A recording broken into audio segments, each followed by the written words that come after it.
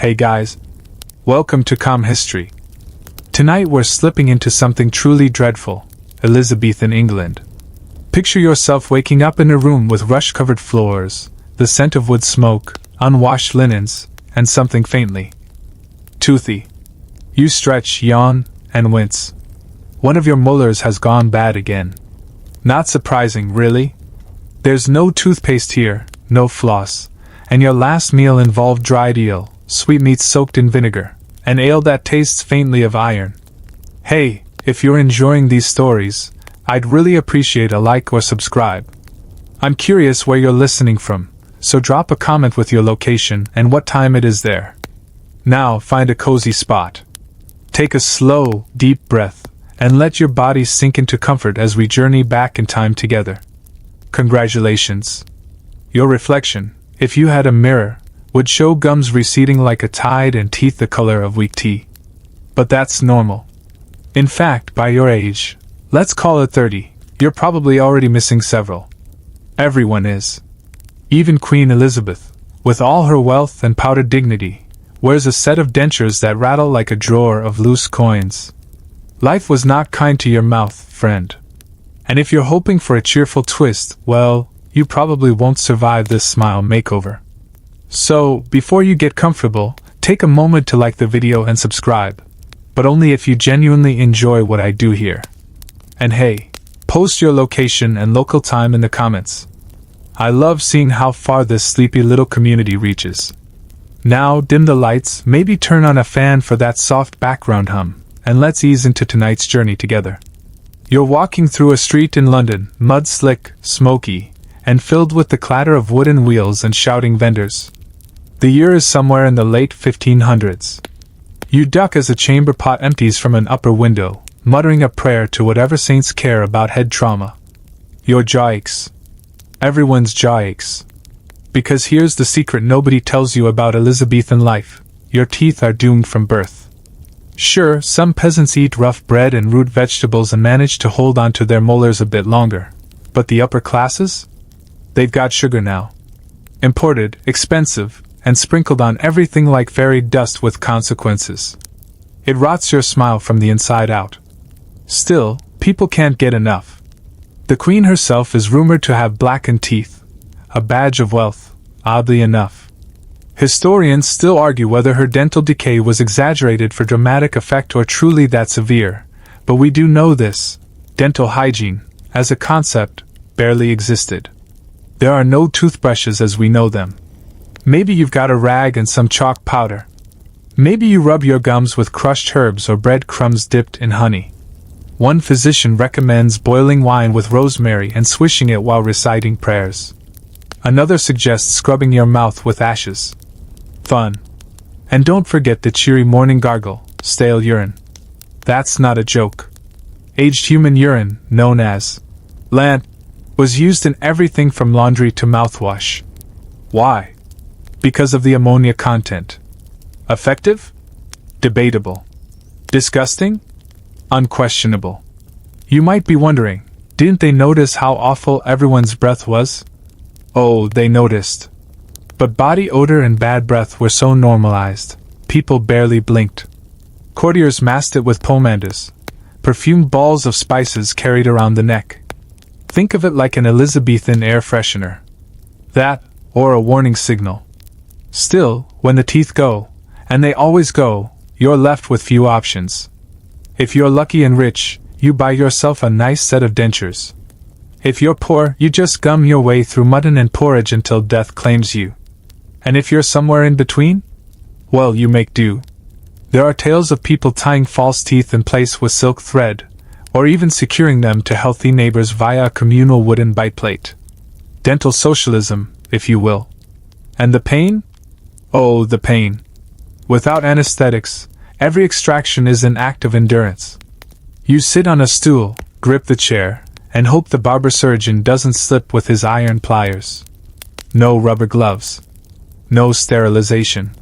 Just spit, blood, and the satisfying pop of roots leaving bone. Some scream. Others faint. A few die from infection. Everyone regrets it. One popular remedy for toothache involves placing a hot onion on your jaw and reciting Bible verses backward. Another recommends grinding dog teeth into a powder and snorting it. Yes, snorting. Modern scholars are still debating whether this was ever seriously practiced or just a joke recorded by unimpressed physicians, but either way, it speaks volumes. And when you finally lose all your teeth, whether to age, decay, or a barber with ambitions, you start the search for replacements. If you've got gold, you go to a craftsman. If you don't, you go to someone who knows a guy. That guy might be standing beside a freshly dug grave. But we're not there yet. For now, you're still standing on the muddy streets, cupping your jaw, watching a gentleman in velvet doublet climb into a carriage. You glimpse his grin, white, even uncanny. You know that's not natural. You wonder, whose teeth are those? You'll find out soon. You walk on, jaw aching, thoughts spinning, mostly about the teeth you used to have and the ones people around you clearly didn't grow themselves. But before we get to the grave-robbing bits, which are coming, I promise, let's talk about how you're supposed to prevent this dental doom in the first place. Spoiler, you can't. Not really. In Elizabethan England, oral hygiene is more of a wish than a practice. There's no Colgate, no dental floss, no charming animated commercials with tooth fairies explaining plaque. You're stuck with folk wisdom and whatever you can scrape together from apothecaries and your great-aunt's frightening list of home remedies. Let's begin with the basics, brushing. What do you brush with? Maybe a stick. Literally. Chewing sticks, thin twigs from aromatic trees like licorice or walnut, are frayed at one end to make bristle-like fibers. You chew the stick, then rub it around. That's it. If you're fancy, you dip it in salt or ashes. If you're a noble, maybe you have access to powdered coral or burned rosemary. And then there's the tooth cloth. Imagine a coarse rag, maybe soaked in wine, maybe in your own urine if you're particularly bold or desperate. You rub it around, spit, and pretend you feel better. But your gums are probably already inflamed, possibly bleeding, and your breath? Still best described as aggressively historical. Of course, not everyone even bothers. Some consider brushing a feminine act, or a frivolous waste of time. Others are convinced that rubbing the teeth wears them down faster, which, frankly, might be true depending on what you're using. Crushed brick? Oyster shell powder? Those were popular additives. And let's not even start on charcoal. You're one scrub away from sandblasting your molars into oblivion. What about rinsing? Oh yes, rinsing is trendy among the hygiene elite. One physician recommends a mixture of vinegar, honey, and crushed mint. Sounds okay, until you realize that acid and sugar are a tag-team duo that chews through enamel like termites in a lumberyard. You could also try rose water, if you're rich. Or red wine. Yes, red wine. In theory, the alcohol disinfects. In reality, you're just painting your already fragile smile a deeper shade of plum. Still, some people do care. You meet a middle-class merchant's wife. Let's call her Margaret, who proudly shows you her daily regimen. She starts her morning with sage leaves rubbed across the gums, followed by a rinse of myrrh-infused water. She then powders her teeth with ground clove and wears a scarf to preserve the warmth of her face. Does it work? Well, Margaret still has at least 6 teeth and can eat apples without crying, so maybe she's onto something. But Margaret's secret weapon is her avoidance of sugar. That's rare. Sugar is a status symbol, imported in solid loaves and grated into stews, pies, and drinks. The Queen herself supposedly had a sweet tooth the size of whales. It's a luxury, and like most luxuries, it ruins everything. Sugar feeds the bacteria in your mouth like an all-you-can-eat banquet, producing acid and laying waste to your enamel. It's slow, it's painful, and it's fashionable.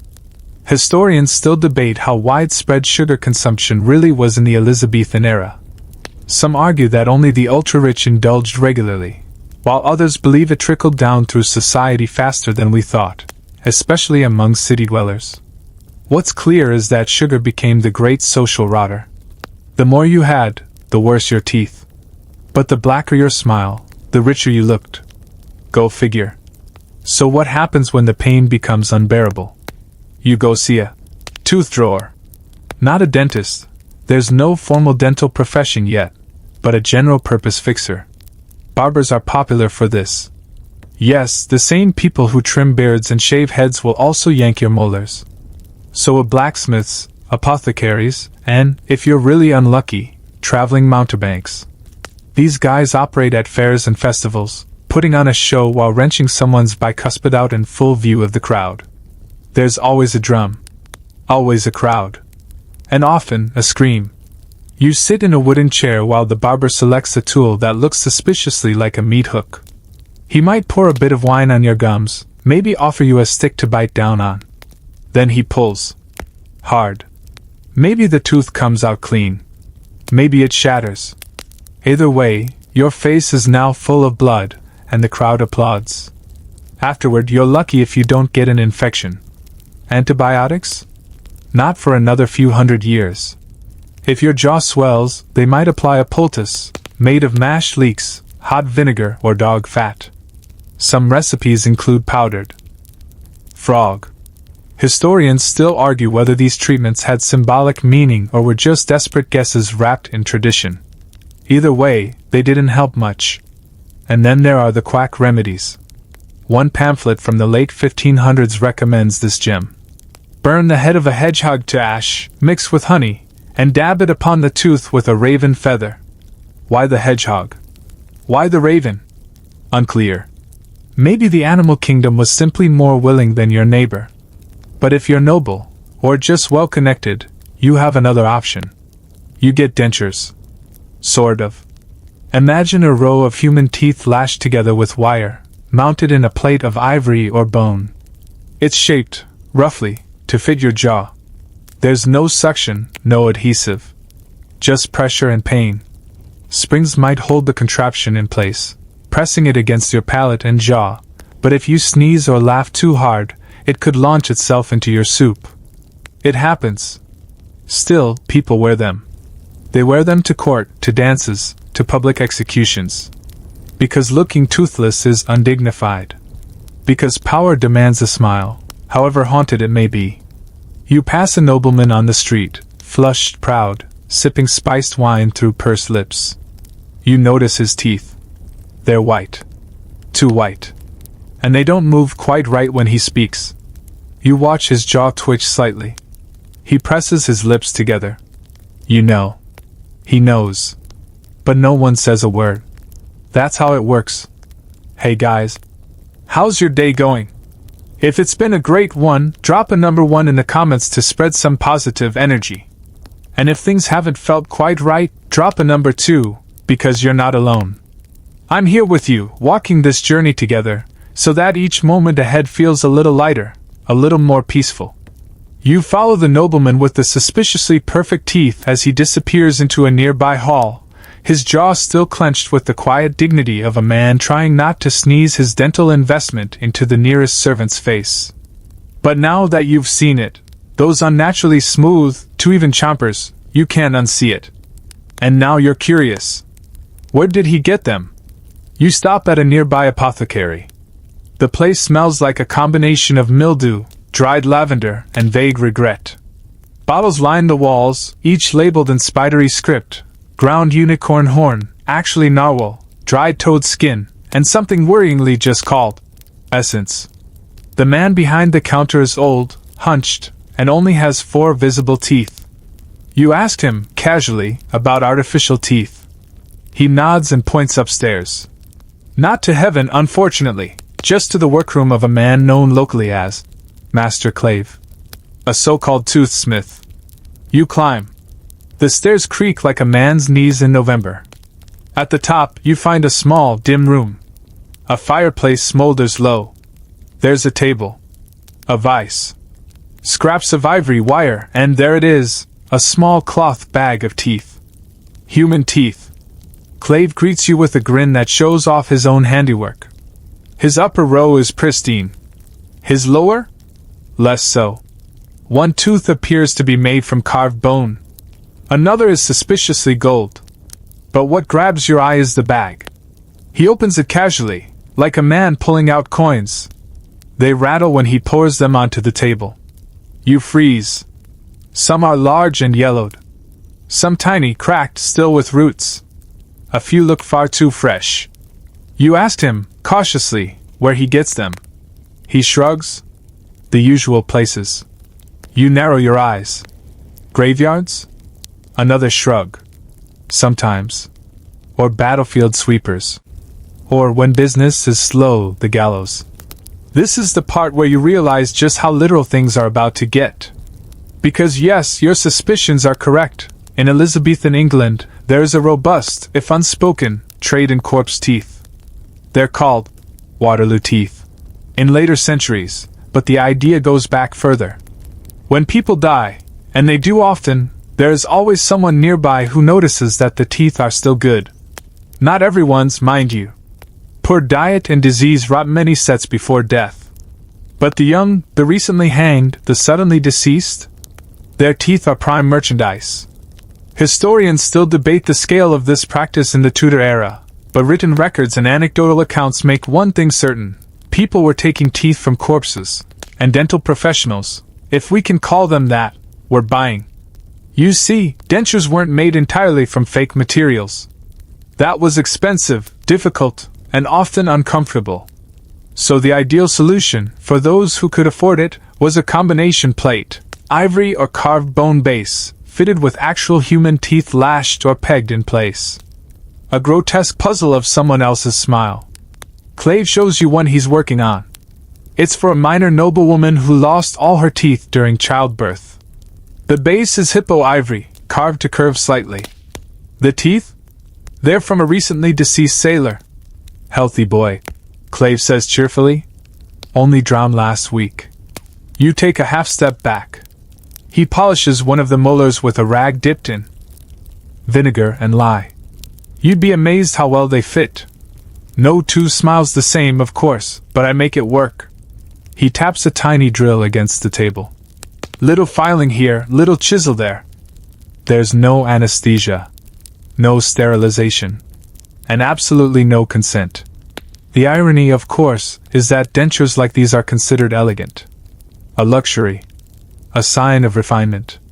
The wearer smiles proudly at court, unaware, or maybe very aware, that they are speaking through the bones of a stranger. Sometimes, multiple strangers. A fun twist? Sometimes the teeth come from children. Young ones have whiter enamel.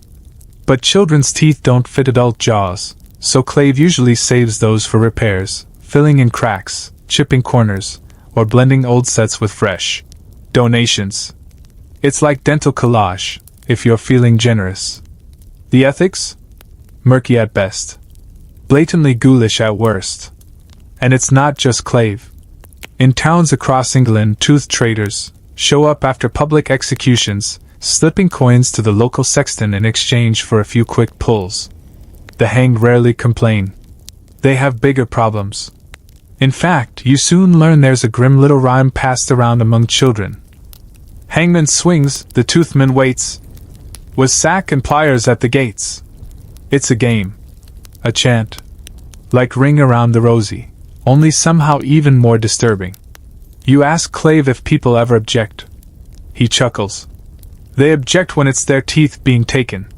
You ask if he ever takes teeth from people still alive. He doesn't answer. But here's another twist. In some cases, desperate poor folks sold their own teeth. Voluntarily. A molar might fetch enough to buy bread for a week. That front incisor? A shilling if you're lucky. Clave admits he's made such deals before. Most just want enough coin to survive. He murmurs. Can't eat meat anymore, but they won't starve tonight. The transaction is simple. You sit in a chair. He yanks the tooth. He pays. You leave.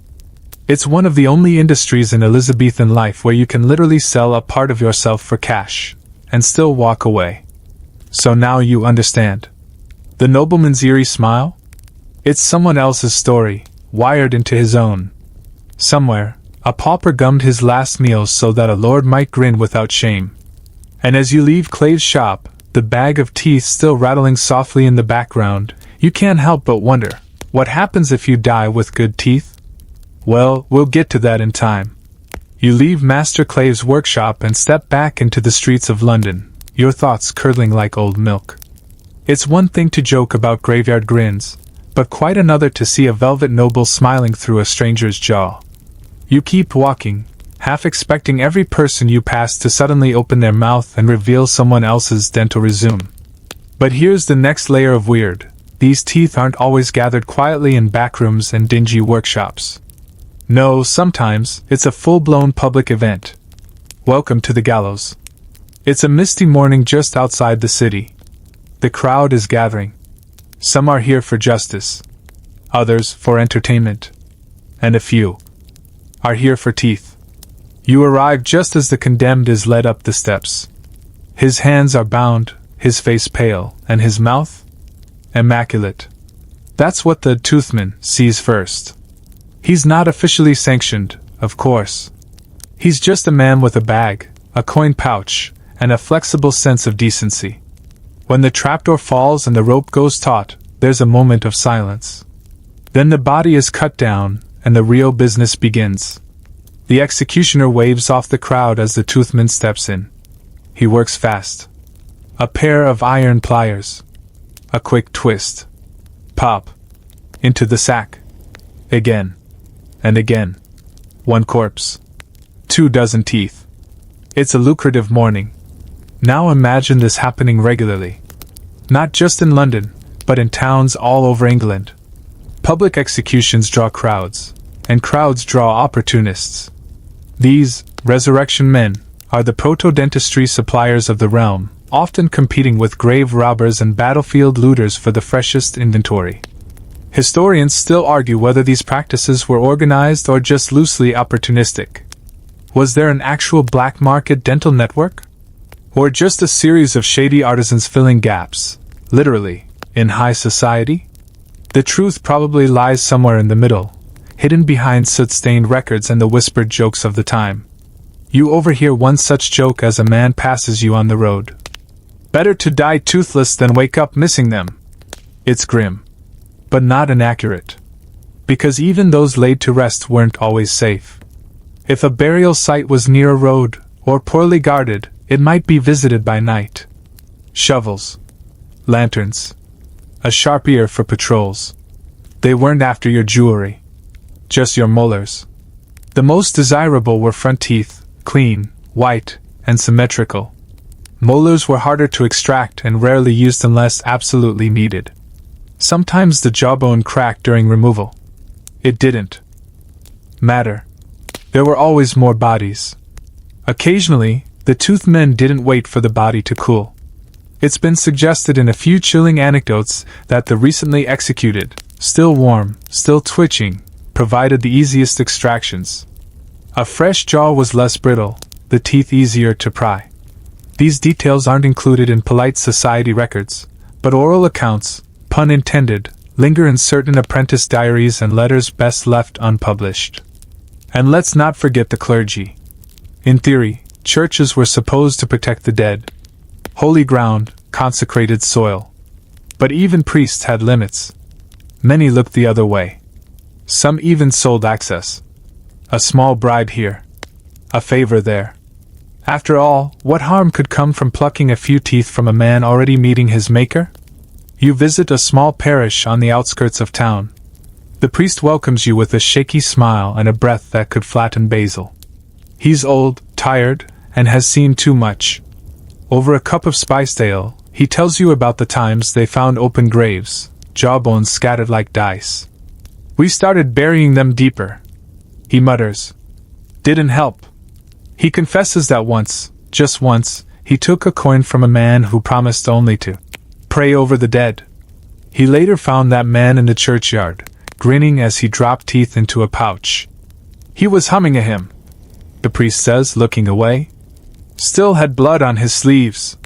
Of course, this is all technically illegal. Desecrating corpses wasn't taken lightly. But enforcement was rare. There were bigger problems to worry about: plague, poverty, Protestant rebellions. What's a few missing teeth between friends? The Queen's own court is rumored to benefit from the practice. Her surgeons, always seeking better materials for Her Majesty's dental devices, had access to sources unknown to most. Some whisper that the Tower of London, with its constant supply of political corpses, served as an unofficial dental reservoir. We don't have hard evidence, but the timing is suspicious. And here's a kicker for your conscience. Some teeth came not from criminals or the poor, but from enslaved people. Yes, even in Elizabethan times, the global trade networks were starting to form. Colonial ambitions were stirring, and with them, a fresh supply of labor and bodies. Some merchants brought back more than spices and silks. They brought specimens, and occasionally, those specimens included human teeth. The darker corners of London hosted private collectors, anatomical hobbyists, and surgeons experimenting with transplantation. Some believed a freshly extracted tooth could be implanted in another's mouth. The procedure almost never worked, but it didn't stop them from trying. And when the teeth failed to root, they were cleaned, dried, and wired into place like all the rest. You try to imagine this happening to you. Being hanged, or falling ill, or simply sleeping too deeply in the wrong place at the wrong time, only to wake up to someone standing over you with pliers and a ledger. You picture the nobleman again. Smiling. Polite. Wealthy. But every time he laughs, someone else's life clicks behind his lips. And the world keeps spinning. You wake the next morning, figuratively, because sleep in Elizabethan England is optional when your jaw feels like it's been cursed, and you head for the market square. You've heard whispers of a gathering there, something called a tooth auction, and you're morbidly intrigued. The fog clings low. The bells toll. You follow the smell of wet wood, smoke, and something distinctly metallic. Sure enough, the crowd thickens near a raised wooden platform beside a butcher's stall. A man in a wide-brimmed hat is unpacking what looks like a velvet-lined case. Inside, rows upon rows of human teeth, glinting faintly in the morning light. Welcome to the Paris Tooth Auctions. Only this one, as it turns out, has found its way to London. You edge closer. Another man, a wiry fellow with ink-stained fingers and a voice that carries, begins calling out numbers. Not prices. Tooth types. Upper left molar, smooth root, good enamel. Starting bid, 4 shillings. A woman in a finely embroidered coif raises her fan slightly. Bid accepted. Yes, it's exactly what it sounds like. An auction. 4 teeth. Not fake ones. Real ones. And here's the kicker, the elite don't even find it disturbing. They see it as a kind of elite craft market. Like buying lace or perfume. It's not about survival, it's about fashion. Historians still argue whether such public markets were more common in France than England, but there's no doubt this trend spilled over. Private sales, discreet dealings, or entire traveling dentists offering foreign stock. The best teeth are said to come from the Swiss. Or so the marketing goes. You pause at one display. A parchment note reads, "From a sailor drowned in Calais. Young. Clean." You're not sure if you're supposed to be impressed, or haunted. Next to that, French incisor, age 18, rarely chewed. Meat. You're beginning to understand why no one in this era eats corn on the cob. Too risky for the wiring. The seller lifts a set of already mounted teeth in a carved ivory plate. Excellent for court appearances. He murmurs, "You'll look 10 years younger, and sound 10 pounds richer." You ask him how long they last. He squints. Depends. On wear, on care. And on whether the gums accept them. Accept them? Some folks swell up. Others bleed. Some can't eat solid food again. But they smile beautifully. You move on before your breakfast threatens a return. A woman beside you is being fitted on the spot. Her old dentures, wood and iron, are removed with a wince. The new ones are pressed in, teeth from no fewer than 3 different sources. The craftsman tightens the wire at her jawline. She mouths a few words. Winces again. Smiles. Her husband applauds. You look like a duchess, my love. She looks like someone who might be quietly bleeding. But yes, duchess adjacent. Behind the scenes, you meet one of the polishers. His job? Cleaning. Not making, not selling, just cleaning. All day. Every day. He boils the teeth in vinegar, then scrubs with sand and cloth until they shine. You'd be surprised how long they keep their sheen. He says cheerfully, if they're fresh. You don't ask what happens to the ones that aren't. You glance down at your own reflection in a puddle. The idea of smiling with someone else's enamel begins to take root, not as horror, but as inevitability. That's the genius of the system. It wears you down. Like erosion. And this auction isn't unique. There are others, smaller, scattered in merchant alleys, apothecary backrooms, private parlors. If there's demand, there's supply. If there's decay, there's always someone offering restoration. One toothsmith you speak with proudly mentions his clientele includes 3 earls, a bishop, and a very influential widow. His teeth? All imported. French jaws. He winks. Best in Christendom. There's even a status game to be played with origins. English teeth are humble. Irish teeth? Questionable. Spanish teeth? Too Catholic. But Scandinavian? Prized. Clean diet. Cold weather. Long roots. And just like that, a person's mouth becomes a map of Europe's class prejudices. You step away from the platform and notice a boy sitting on a crate clutching his mouth. You ask if he's alright. He shrugs. Tooth hurts. You offer him some bread, but he shakes his head. My mum says if it gets bad enough, we can sell it. There's no judgment in his voice. Just a kind of tired planning. Like someone deciding when to harvest the crop. And suddenly, this isn't just a curiosity anymore. It's survival. People sell what they can. And sometimes that means selling a smile they haven't even finished growing into. It's heartbreaking. It's practical. It's Elizabethan. So the next time you see a noble tilt their head back and laugh, think about that young boy. Think about the crate, and the auctioneer, and the rags soaked in vinegar and blood. And wonder, whose molar made it to the masquerade? You leave the auction behind, though its images cling to your thoughts like wet wool. Velvet cases full of molars, smiles stitched together from strangers, and that boy on the crate, quietly calculating the going rate for his future. Your feet carry you somewhere quieter now. Away from the crowds. Past the taverns and open sewers and the endless clatter of cartwheels. Toward Whitehall Palace. The Queen lives here, Elizabeth Regina.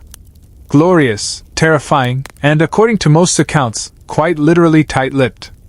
It's no secret among those in court, Elizabeth's teeth are failing her. Actually, they've already failed.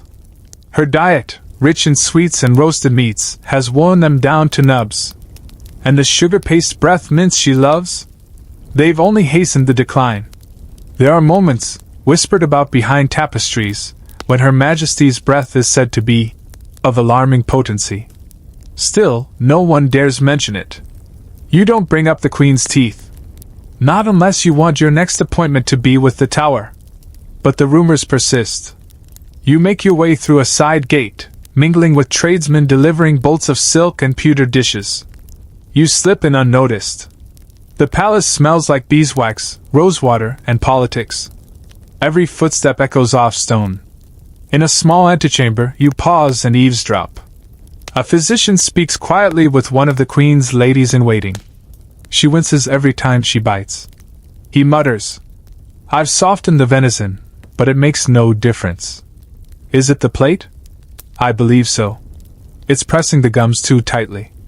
They must hold during audience. She will not remove them, even in private. There's a moment of silence. Then, "They were made from French stock, I hear. Only the best. Ivory base. Human teeth. Picked fresh. God have mercy."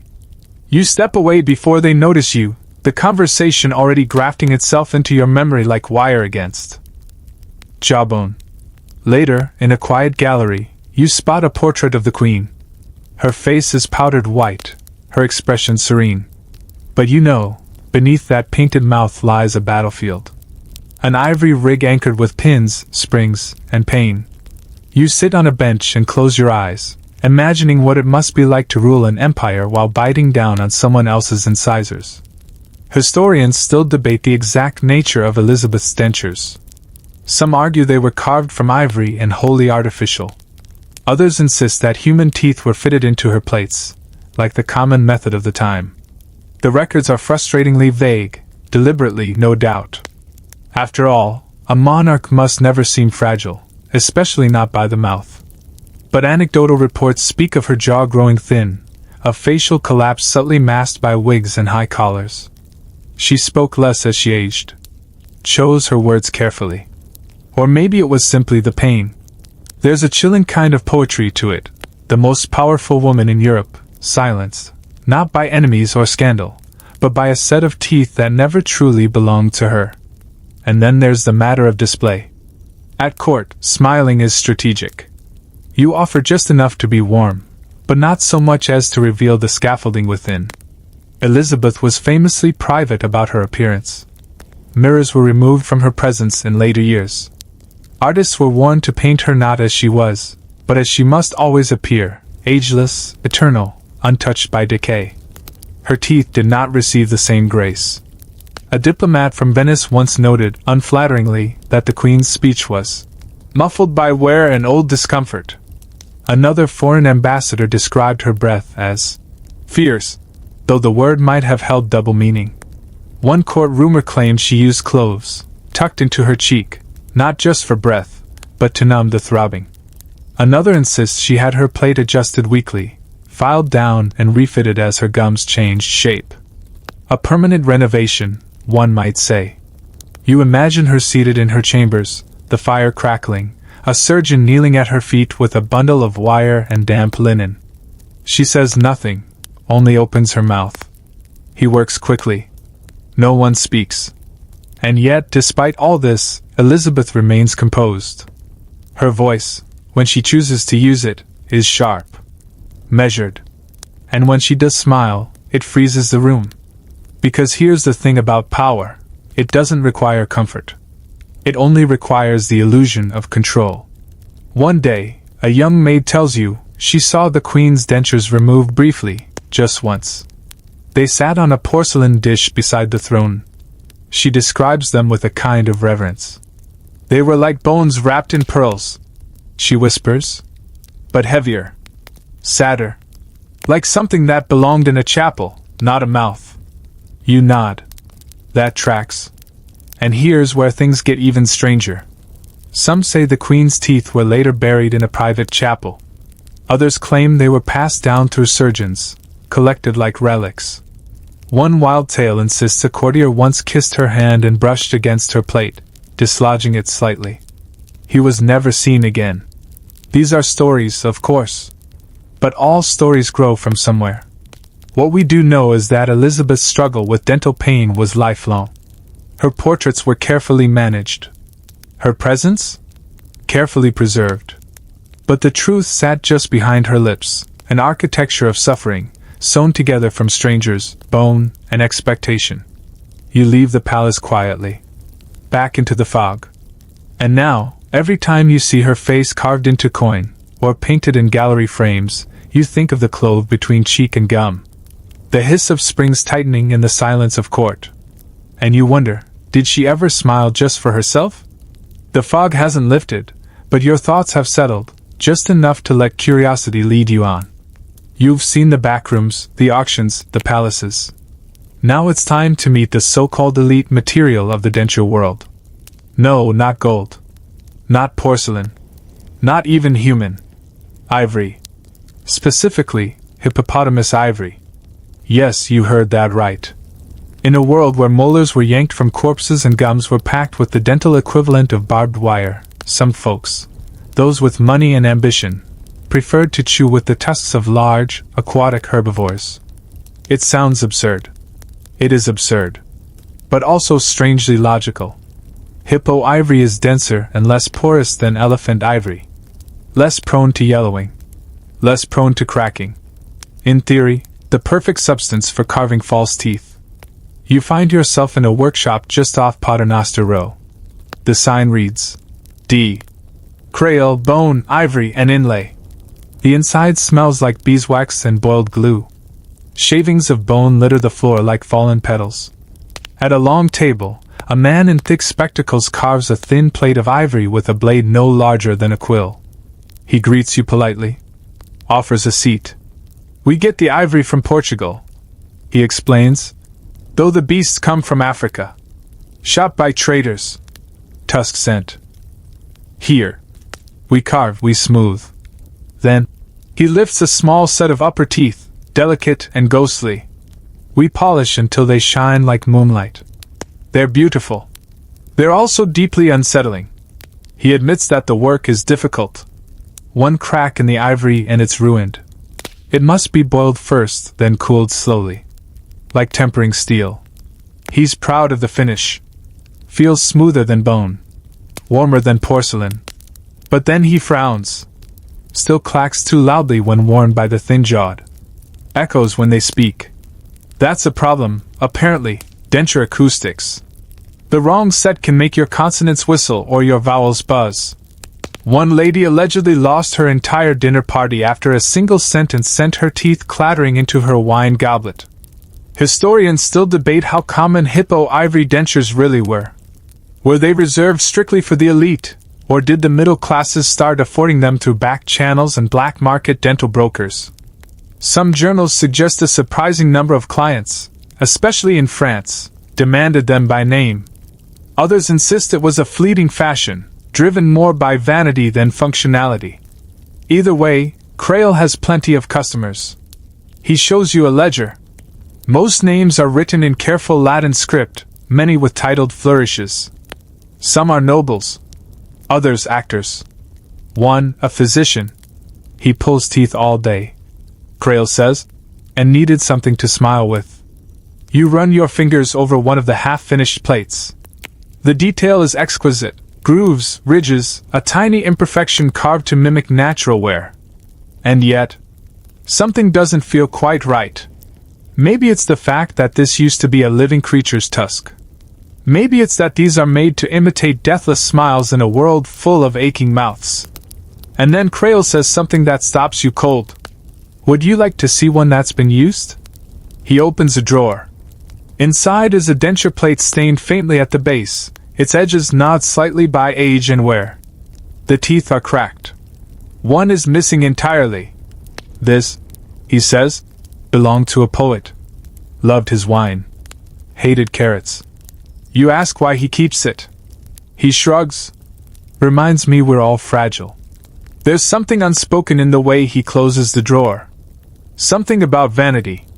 About the desperate human need to look whole even when our bodies betray us. And then he shows you his own teeth. Ivory. Perfect. Except for one incisor, faintly crooked. Real. He smiles. Had to leave one. You thank him and leave. But your mind spins. Ivory teeth. Not corpse teeth, but still taken from death. Traded, carved, sold. A global dental economy that spans continents. A tooth pulled in Africa becomes a smile in London. A poet's plate ends up in a drawer. No wonder these dentures clack. They're trying to speak their history. You pass a merchant on the way out of the square. He's selling imitation ivory plates, bone shavings pressed with resin. Cheaper than hippo. He calls. Good enough for courtship. But you know better. Those will warp within a week. Crack in the rain. Turn sour in the mouth. A noblewoman strolls by, lifting her chin high. You notice a brief shimmer of enamel, too white to be natural. Her jaw clenches as she speaks. You wonder how many hippos died for that smile. You walk away from the ivory workshop with your head full of questions and the faint sound of clicking dentures echoing in your ears. But there's one truth you can't shake now, all of this. The auctions, the grave robbing, the hippo ivory, it's still only half the story. Because owning a set of dentures in Elizabethan England is one thing. Wearing them is something else entirely. Now imagine, you're one of the lucky ones. You've just received your new dental set, freshly carved, perhaps even fitted with gleaming white teeth. Ethically acquired. Which, in this era, simply means probably not from a plague victim. You sit in the craftsman's chair, tilt your head back, and he slides the plate into your mouth with all the care of a man setting a mousetrap. It clicks into place. And then, the pain begins. You feel the rigid ivory pressing against your gums that have already spent months, maybe years, swelling and shrinking unpredictably with every missing tooth. There's no such thing as a perfect fit. Your mouth shifts. The dentures do not. He tightens the springs. Yes, springs. The earliest full dentures often used a mechanism called spiral springs, which applied gentle, or not so gentle, upward pressure to hold the plates in place. That's right. You're essentially walking around with a loaded trap in your mouth, ready to snap open if you so much as sneeze too hard, or yawn, or gasp dramatically at a mask. And speaking of gasping, you'll be doing plenty of that. Breathing becomes a new challenge. Speaking? Even worse. Every word feels like a gamble. Will your F sound send your upper plate flying? Will your M cause it to slide ever so gracefully down the back of your throat? You've heard the rumors, the tales of gentlemen who swallowed their dentures at banquets, of noblewomen who burst into laughter only to launch their second set across the hall like a porcelain dove. The courts remember. Historians still argue how widely these spring-loaded contraptions were used, and whether they were actually manageable in daily life or more symbolic, worn briefly for portraits, ceremonies, and then tucked away like fine shoes after the guests had left. But the design shows up in surviving examples and drawings, and the consensus is clear: they were miserable to wear. You wander through a small garden near St. Paul's, where a retired clerk sits feeding birds. You notice the way he presses a handkerchief to his face now and then. He catches your glance and chuckles, revealing a smile of uneven ivory. "Hurts like sin," he says matter-of-factly. "But better than drooling." You sit beside him, and he tells you about his fitting. "Took 3 men to hold me still. No sedative. Just wine. And even that I spilled." He removes his top plate to show you the inside. "See these wires? Pinch like a crab. Can't eat pork. Can't drink cider. But the churchwomen stop whispering now when I pass." That's the trade-off. Pain for dignity. Clenching for courtesy. You grip your own jaw without thinking, suddenly aware of every tooth you still have, and every one you're destined to lose. But it's not just the pressure that makes life with dentures miserable, it's the maintenance. Cleaning is a nightmare. No disinfectants. No toothbrushes tailored for prosthetics. You're handed a cloth, some vinegar, maybe a pinch of salt or soot. Scrub gently, they say. But not too gently, or the food remnants fester. And not too harshly, or the ivory cracks. And don't forget, if you clean them too often they'll warp. You laugh softly at the irony, until the retired clerk shows you a darker side. "Some just give up," he says. "They stop wearing them. Let their gums collapse. Hide their mouths with fans or collars." There's shame in toothlessness. But there's also relief. A mouth free of hardware. A night's sleep without the clatter of discomfort. Many slept with their dentures in, for fear of being seen bare-mouthed at breakfast. Others slipped them into pockets or bedside cups. The water could warp ivory, and rats, it turns out, love the taste of human bone. You shudder. And yet, people keep wearing them. Because the alternative is worse. Being seen as poor. Broken. Lesser. You remember what one merchant whispered to you in an earlier stall. "A man with a full smile is twice as likely to marry well." That wasn't romance talking. That was status. So you understand why the nobles gritted their teeth, literally, for the sake of appearances. Why the queen tightened her lips. Why the poets slurred their sonnets. Why a perfectly timed nod replaced a toothy laugh. And you realize something. These people aren't smiling through pain. They're smiling with pain. It's part of the design. You rise from the bench and walk on, but slower now. Chewing over a truth more bitter than vinegar. Dentures in the Elizabethan era weren't made to help people eat. Or speak. Or even live longer. They were made to help people pass. As whole. As dignified. As better than they truly were. Behind every gleaming grin was a spring, a wire, a wince. Behind every polite word, pressure. The sun slips behind a cloud, and the chill returns, sharp as a broken incisor. You find yourself heading toward the edge of the city, where fields stretch just far enough to let the stink of London settle. Today, these fields are quiet. But in years past, they were anything but. You're standing on what once was a battlefield. Or rather, one of many. It's here, among churned earth and forgotten bones, that the next part of the story unfolds. Because while graveyards were raided and execution sites harvested, battlefields were bonanzas. You close your eyes and imagine the scene, rows upon rows of soldiers collapsed in tangled heaps. The air thick with smoke, blood, and the scent of damp wool. Some cry out. Some are still. And some are already being searched, not for letters, or medals, or gold, but for teeth. Looters move quickly. They know time is short. First come the pickpockets, rifling through pouches and belts. Then come the tooth men, quiet, methodical, armed with tools made not for honor, but for leverage. They pry open jaws, one after another, checking enamel like merchants examining grapes. Good teeth go in the sack. Bad ones get tossed aside. In some cases, mouths are cut open rather than forced. If you're feeling optimistic, you assume the soldiers are dead. If you're not, well, historians still debate the ethics of battlefield scavenging. Was it seen as vile, or simply practical? Some records condemn the practice outright. Others are oddly silent. But by the 17th century, the practice is well documented, especially during and after wars on the continent. The 30 Years' War. The English Civil War. And later, of course, the Napoleonic Wars, where the phrase, Waterloo teeth, would emerge in earnest. But the seed of that gruesome trade was planted centuries earlier, right here.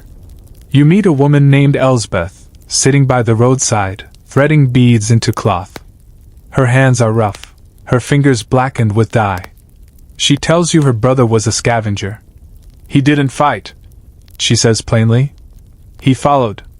He would wait at the edge of a skirmish. When the battle ended, he'd ride out with a cart and a pair of dogs trained to sniff out bodies. He didn't steal swords. He didn't touch boots. He went straight for the faces. He said it paid better than sheep. She adds with a bitter little smile. You ask what he did with the teeth. She shrugs. Sold them to a Dutchman who worked for a Frenchman who shipped them to a man in London. Everyone eats, don't they? She doesn't say. Smiles. She says, eats. Because for people like her, teeth weren't fashion, they were function. And if someone else could afford to turn her brother's findings into elegant court wear, well, at least the money stayed local. And here's another twist. Soldiers themselves often feared this fate. Some tied cloth around their jaws before battle, hoping to protect their smiles, not from swords, but from scavengers. Others made death pacts. If I fall, burn me. All of me. Even the teeth. You pause beside a low stone wall, overgrown with ivy. There's a rusted sword wedged into the dirt nearby, its hilt barely visible. A marker. Or maybe just something left behind. You think about the men who died here. About how even in death, they had something others wanted. Something others needed. In the city, people speak casually about battlefield teeth. Soldiers' pearls, they're called in some circles. Strong. Straight. Better than any townsman's bite. The nobility favored them not just for their appearance, but for what they implied, vitality. Youth. Courage. A warrior's smile. Of course, no one at court would say that out loud. But there's something seductive about wearing the tooth of a man who died screaming. You pass a small inn on the road back to the city. The sign out front reads the Tusk and Tooth. Inside, the barkeep pours you a dark ale and tells you the story of a man who once walked in, mouth bloody, cheeks swollen. Said he'd just come from the fields carrying a new batch. He had a pouch. He didn't stay long. Just sold the lot to a traveling craftsman and left. The barkeep says he never caught the man's name. But he whistled, he adds, through his own broken teeth. You take a long sip of your drink, and for a moment you imagine what it must have been like, standing over a fallen man, jaw slack, eyes open, and reaching forward, not to pray, not to mourn, but to pull. It's a moment you carry with you, even as the clouds break and the light returns. Because from now on, every elegant grin you see, every tooth too white for the century it's in, brings a question. Not, how? But, whose? The road back into town winds through low hills, the kind that cradle old stories in their hollows. You're quieter now. You've heard enough to know that teeth in Elizabethan England were more than bones. They were currency. They were trophies. They were secrets hidden behind the lips of power. But back in the city, the market never sleeps. And in Paris, yes, we're hopping across the channel for a moment. The tooth trade is more theatrical than ever. Welcome to the Paris tooth markets. Here, dentistry isn't just a service, it's a performance. You arrive in a square where stalls line up like carnival booths. There's music, laughter, and something else, the sharp, unmistakable squeal of a dental crank. Yes, you're about to witness a live fitting. The man at the center of the crowd wears a long coat and a feathered hat. He's known as Monsieur Legris. Tooth artist to the stars, someone whispers. His assistant, a boy no older than 12, holds a silver tray, on which sit half a dozen gleaming, mismatched dentures. Some ivory, some bone. Some clearly human. Legris flourishes a pair of calipers and addresses the crowd. Behold! A lady of grace and gum! A woman steps forward. She's in her 40s, wrapped in silks that scream old nobility. Her mouth is tight, her smile hesitant. Legris leans in, studies her jaw, then turns dramatically to the tray. He selects a piece. It doesn't fit, of course, not right away. But that doesn't matter. He begins filing it with precision, muttering poetry as he works. The crowd is rapt. Theatrics aside, this is a real fitting. And it's brutal. The woman bites down. Winces. Legris adjusts. Bites again. Winces harder. You edge closer and hear her whisper. It tastes like a candle, he replies. Then you're halfway to nobility. The dentures click into place. The crowd applauds. You try not to. What you're seeing here is a kind of evolution. These aren't the crude slabs of the early Tudor period. These are the early stirrings of personalized dentistry. Primitive, yes, but a step beyond. Grab a jawbone and guess. Historians still argue whether Paris led the way in prosthodontics, or if England was doing the same work quietly, just with less flair. But surviving artifacts, plates, molds, tools, suggest that French dental showmanship had reach. It crossed borders. It influenced trends. It made tooth replacement aspirational. You speak with a merchant who sells tooth waters, fancy rinses made from rose oil and clove. For polishing your pearls, he says. Or someone else's. Next door, a stall offers sculpted dental charms. A molar-shaped pendant made of pewter. A brooch inlaid with enamel teeth, painted to resemble a smiling face. One charm is inscribed, "Grin while you can."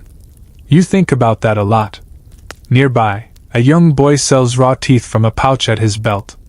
He claims they came from a battlefield near Lyon. French heroes, he says proudly. Good biters. You don't ask his name. You stop at a quieter booth near the back. No feathers, no fanfare. Just a man with shaking hands and a single, perfect denture resting in a velvet box. He tells you it's the last one he'll ever make. I had a wife, he says softly. Her teeth were lost to fever. I made her a plate. It didn't help. She couldn't wear it without bleeding. He touches the edge of the plate with a cloth. I kept making them anyway. For others. But this one, he nods to the box. It was meant for her. You ask why he brought it here. I wanted someone to have it, he says. Someone who'd smile without hurting. You leave him there, velvet box closed. Back on the street, you pass a woman with bright green gloves and perfect teeth. She sips from a silver flask. Her smile is wide, effortless. Too effortless. You wonder how many hands touched that smile before she did? How many traitors? How many tools? How many deaths? You remember Legris's words. You're halfway to nobility. But what if the price of nobility isn't the coin? What if it's the silence? The silence of the man who never spoke of his wife's bleeding gums. The silence of the boy selling jawbone loot. The silence of every person wearing a stranger's tooth and pretending it's their own. You walk on. The bells ring out across the city. Somewhere, a new set is being carved. Somewhere else, a mouth closes over something that never belonged. And you understand now, this isn't just about dentistry. It's about pretending you were never broken at all. By now, you've come to understand that a good smile in the Elizabethan world isn't just rare, it's nearly unnatural. And the irony? What ruins most mouths isn't time or misfortune. It's sugar. You're back in London, standing near the docks, where a ship is being unloaded with the kind of urgency reserved for gold or silks. But the barrels being rolled down the gangplanks aren't marked as precious metal. They're marked with something sweeter. Cane sugar, imported from the West Indies, Portugal, and Venice. White gold, they call it. Sweet poison, too. Sugar is the rising star of the Elizabethan diet. Once a rare spice used in medicine, it's quickly become a symbol of wealth and status. Nobles sprinkle it on everything: stews, pies, even roasted meats. They dip fruit in it. Preserve flowers with it. Some even brush their teeth with sugar-dusted cloths, believing it brings freshness. You watch a street performer offer candied almonds to a group of children. Their teeth are already darkening at the edges. One little girl, no older than 8, flashes you a grin that's all gaps and shadows. Her father laughs. Takes after her mother. Can't say no to a comfit. Comfits. Tiny sugar-covered seeds that crunch like gravel and dissolve like decay. They're all the rage. They're also the equivalent of flinging acid at your enamel every hour. Historians still debate how widespread sugar consumption truly was during the Elizabethan era. Some believe it was mostly confined to the elite. Others suggest its popularity trickled quickly into the growing middle class, particularly in urban areas. But the effects? Visible. And immediate. Enter scurvy. Now, you'd think that with so much sugar in their diet, people would balance it with fresh fruit. But no, vitamin C is elusive. Oranges are a winter luxury. Apples? Often cooked into oblivion. Green vegetables? Unfashionable at court, where colorless food seems safer. And so, gums swell. Teeth loosen. Wounds won't heal. You hear about sailors who return from long voyages with mouths so ravaged they can't speak. Some have to drink their food, their gums too raw to chew. One physician writes of a patient whose teeth fell like fruit from the bough, sudden and without sorrow. You wonder if he meant to be poetic, or if he simply ran out of ways to describe rot. You visit a small herbalist's shop near Fleet Street. Inside, the air is thick with mint, sage, and something like vinegar. The woman behind the counter is old, her own teeth long gone. She hands you a jar. Thyme and vinegar, she says. Draws the bad blood out. You ask her if it works. Works better than sugar, she replies. That's not saying much. But the irony? Sugar isn't just wrecking mouths. It's being used to hide the damage. Nobles use it to coat bad breath, to mask infected wounds in the mouth, to sweeten herbal rinses that otherwise taste like swamp water. It's everywhere, in everything. You remember Queen Elizabeth's rumored fondness for candied violets, for marzipan shaped like castles, for banquets where entire peacocks are glazed in syrup and served with fruit stuck between their feathers. Portraits of the Queen show her pale and powerful, but what the brush doesn't paint is the quiet suffering behind her closed lips. And still, sugar reigns. It becomes fashionable, even sexy, to have blackened teeth. A sign that you can afford what others can't. Some women even paint their teeth darker to simulate decay as a luxury. But you've seen the truth. You've heard the whispers. You know what that rot costs. Back in the market, a young man hawks sweetmeats from a wooden cart. You watch as he pops one into his own mouth, flashes a toothy smile, and you notice he's missing a canine. Clean gone. He doesn't flinch. Just keeps smiling. He has more in his pocket, you think. Not the sweets. The teeth. You leave the sweetmeat vendor behind, your mouth suddenly dry, and not from sugar. The deeper you go into this world, the more it becomes clear, teeth aren't just a personal matter. They're a class marker. Nowhere is this more obvious than in the mirror, if you're lucky enough to own one. You duck into a tailor's shop, where a gentleman is being fitted for a doublet stiff enough to survive a duel and a wedding, possibly in the same afternoon. He smiles at himself in a small hand mirror and frowns. Too much tooth, he mutters. The tailor nods sympathetically. Perhaps a deeper collar, lord? This isn't just vanity. It's calculation. Your mouth, how full it is, how straight, how visible, telegraphs your status louder than your coin pouch ever could. Among the rich, a full set of teeth is either a lucky accident of birth, or a well-funded illusion. Among the poor, toothlessness is a public inevitability. It happens gradually, like erosion. One day you chew a crust and something clicks wrong. You ignore it. You bite a seed. Pain. You pull the tooth yourself, or your neighbor does, with pliers borrowed from the farrier. You bleed. You survive. You chew on the other side. Eventually, there is no other side. In Elizabethan England, the poor don't wear dentures. They don't pretend. They adjust. They swallow softer food. They slurp their way through life. But the wealthy? They can't afford to be seen gumming their way through pheasant. So they smile through strangers' teeth, endure the pain, and keep their mouths closed unless it's to flatter or flirt. You meet a maidservant in the courtyard of a manor. She's gathering linens. She tells you how her mistress had a new denture plate made last month, ivory and human teeth, with a mother-of-pearl veneer at the base. She bleeds every time she laughs, the girl says. But she won't take them out. Says they make her look younger. Do they? You ask. The girl shrugs. They make her look like she doesn't cry when she eats. In one of London's alehouses you find a drunk actor slumped over a tankard. He's lost 3 teeth to stage fights and 1 to a misplaced tankard.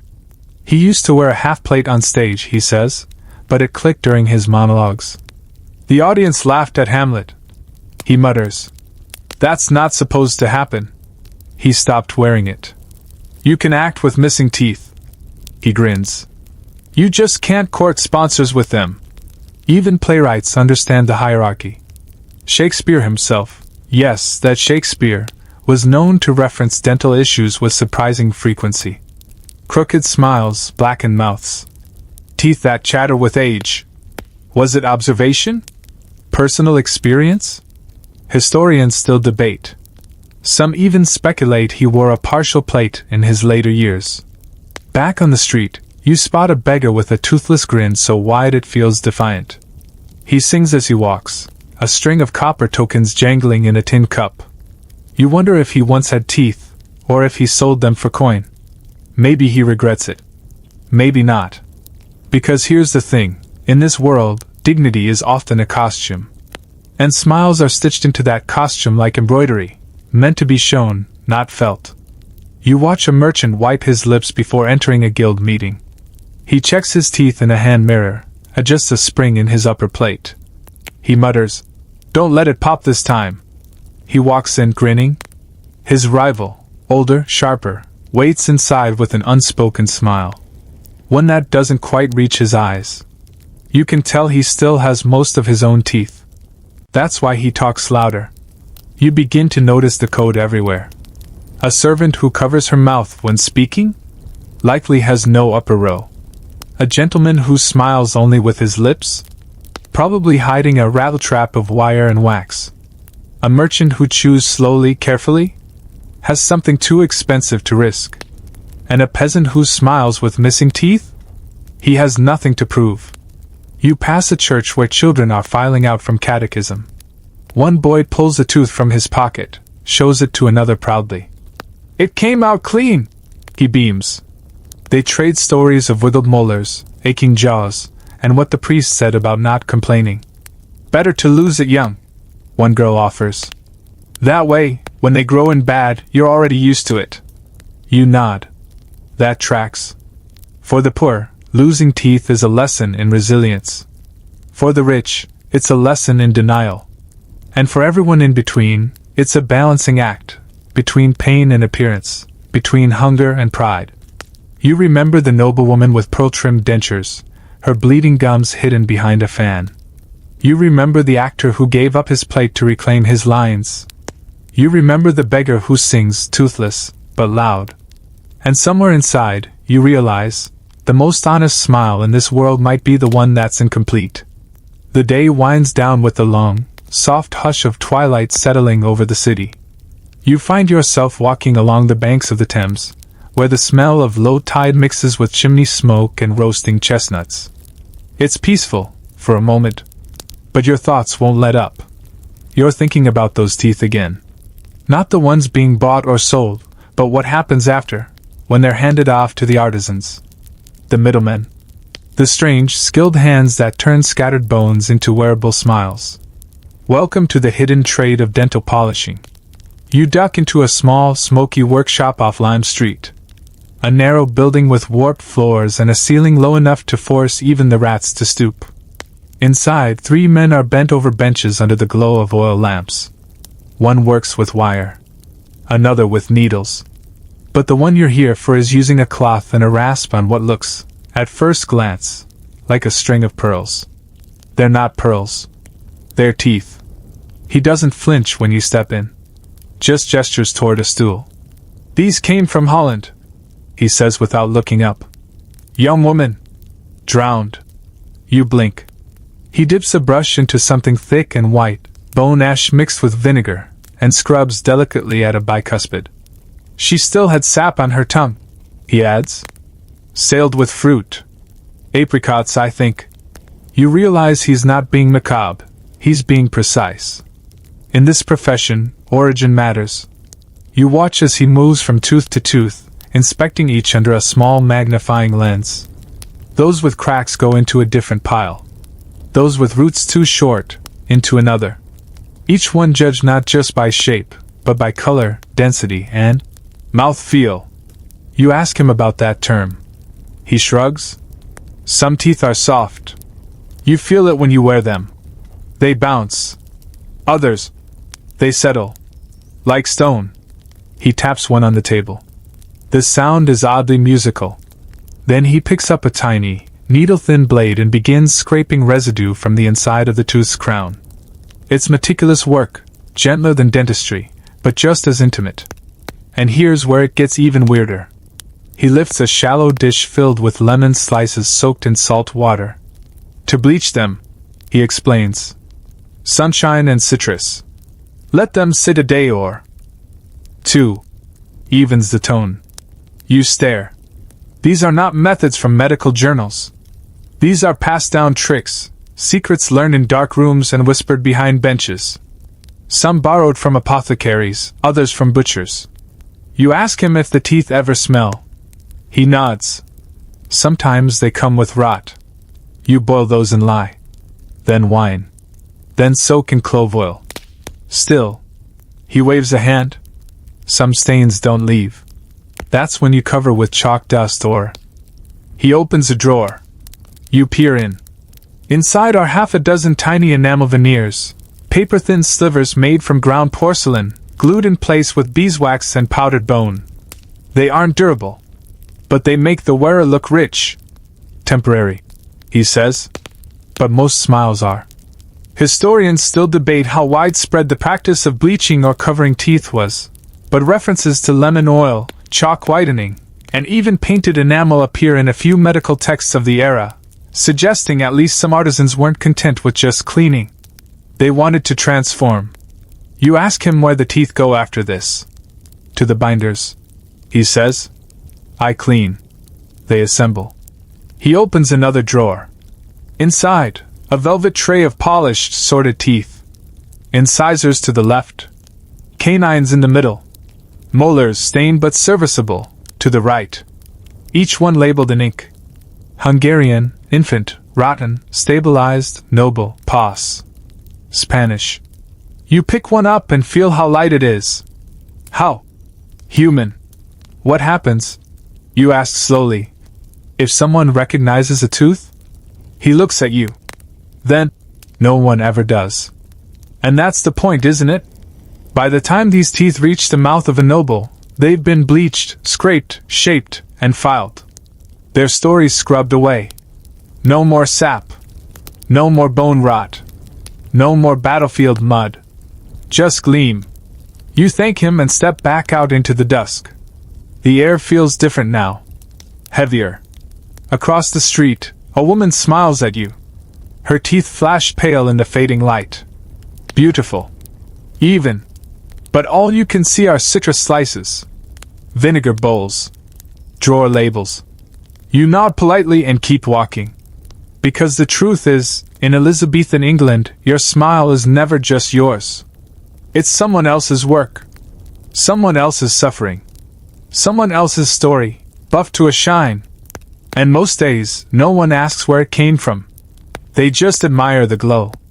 The workshop fades behind you, but its smell, vinegar, ash, and lemon peel, clings to your memory like soot in a collar. You follow the lantern-lit curve of the road towards South Bank, where London's theatres rise like crooked teeth against the skyline. This is Shakespeare's turf.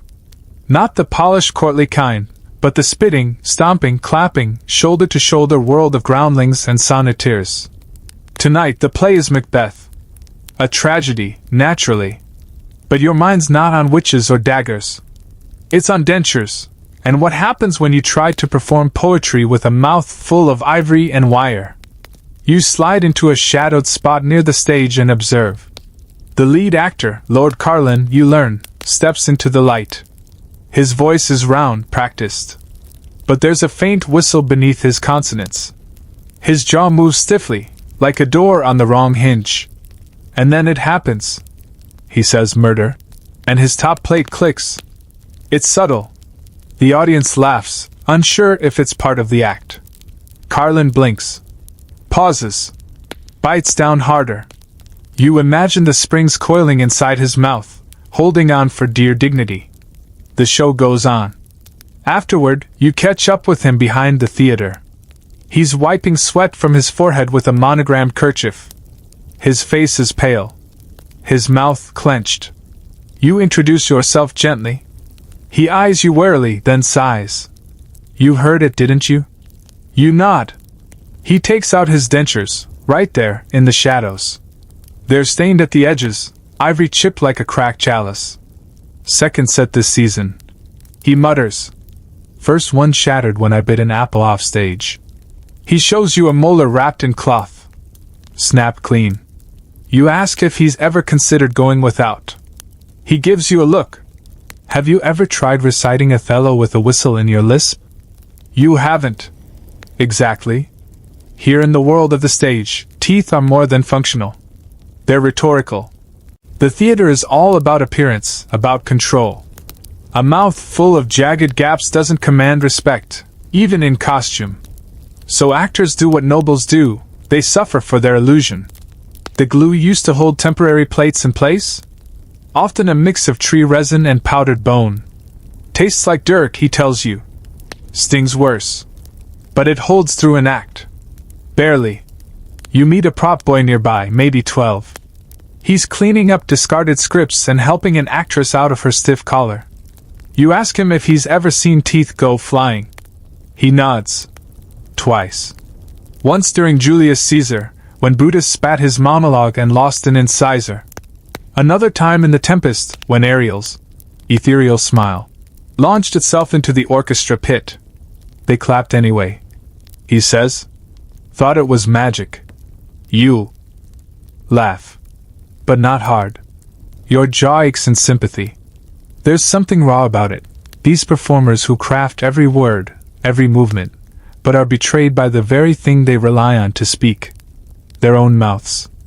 And yet they keep going. One actress shows you her dental plate before curtain. It's fashioned from horn, with just 4 small teeth lashed in. I only wear it for the first scene, she says. The rest I use shadows. You ask what she means. She smiles, closed-lipped. If I turn just right, they don't see the gap. She's mastered the angles. So has Shakespeare, in a way. His texts are filled with references to teeth, not just as tools of hunger or pain, but as symbols of identity. She hath more hair than wit, and more faults than teeth.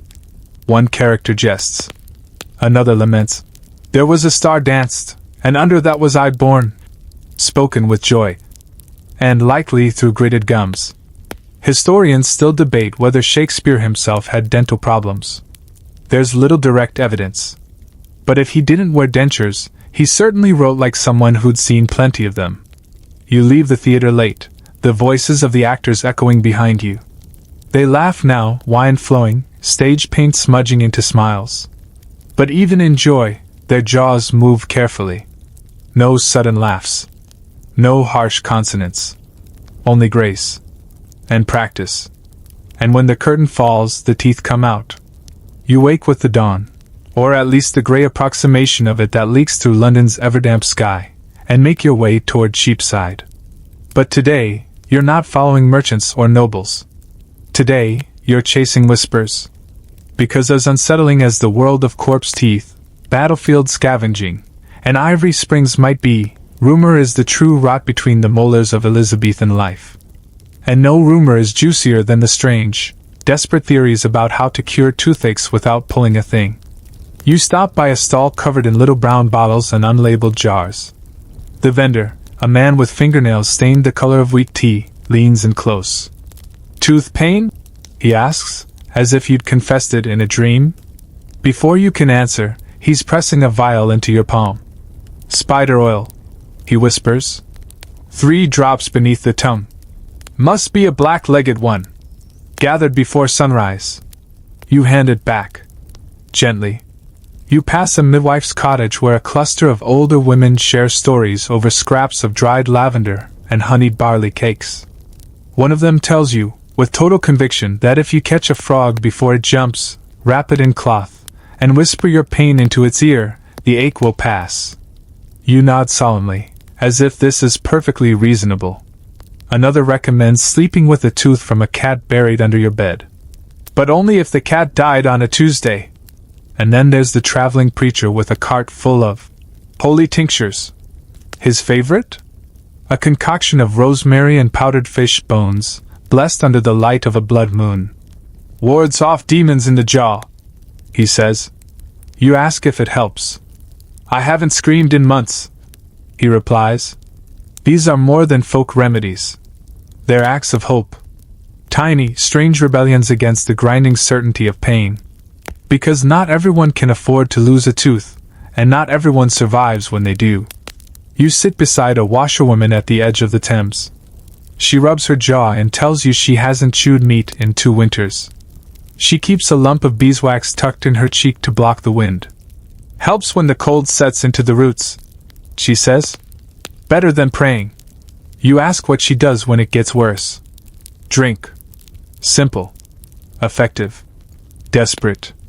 There are darker stories, too. Whispers of rituals where children's teeth are buried in crossroads, to trick the devil into taking the pain instead. Of people biting coins during eclipses. Of men who swear that sleeping on the right side of a saint's grave will cure an abscess. Historians still argue whether such beliefs were widely held or mostly anecdotal, passed through fringe communities and recorded by skeptical clerics. But the volume of these cures, the sheer imaginative chaos of them, suggests a society grasping for relief in a world without answers. And into this void steps the tooth charlatan. He sets up shop on market days, beneath a red and white striped awning. His cart has wheels made from discarded barrels and the word, dentist, painted across the side in cheerful, uneven strokes. He sells powders, of course, chalk, salt, crushed pearl, actually bone. But it's the performance that matters. He'll slap a man on the back, hold up a rusty hook, and bellow. Who among you wants to eat an apple again? A brave, or foolish, Soul steps forward. A tooth is pulled. Blood spatters. The crowd gasps. The man screams. And then, somehow smiles. The charlatan hands him a coin, and suddenly everyone wants in. You watch from a distance. You've seen this before. You know that man will be back in a week with an infection. You know the powder is just ground. Eggshell. You know the smile won't last. But you also know this, for a moment it worked. Because belief is a kind of bomb. And in this world, belief is cheaper than dentistry. A merchant tells you he once wore a clove in his cheek for 8 days straight. Didn't help, he admits, but I smelled good. A sailor claims salt water cured his malariac. Another says he bit down on a hot iron nail. Cauterized the soul right out of it. You ask if he'd do it again. No, he says, blinking. But I respect the nail. You hear of a noblewoman who kept a tiny doll filled with sheep's teeth in her drawer. She'd whisper her pain to it every night. When she died, the doll disappeared. Some say it still wanders. A child, selling roasted chestnuts, tells you that if you carry a tooth wrapped in silk and never tell anyone whose it was, your own will never fall out. You ask if she believes it. She shrugs. Only got 3 left. You walk on, the clamor of myth humming in your ears. Because even as plates are polished, and springs are tightened, and corpses are robbed, the truth remains. No one wants to hurt. And when medicine fails, people turn to magic. As night folds itself across the rooftops like a velvet cloak, you find yourself drifting past the blacksmith's quarter, an odd place, perhaps, to think about dentistry.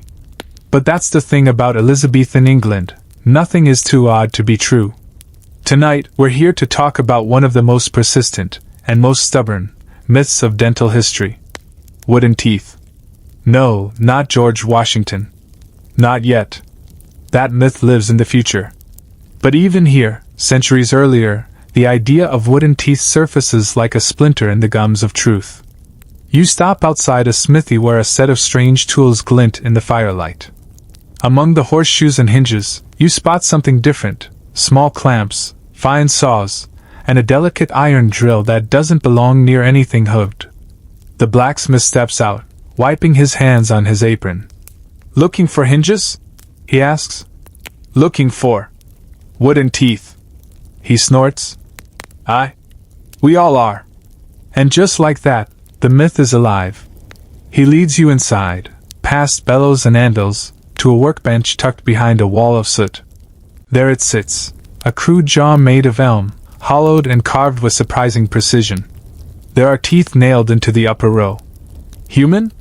Animal? Wood? He knocks on one. It sounds like a coffin.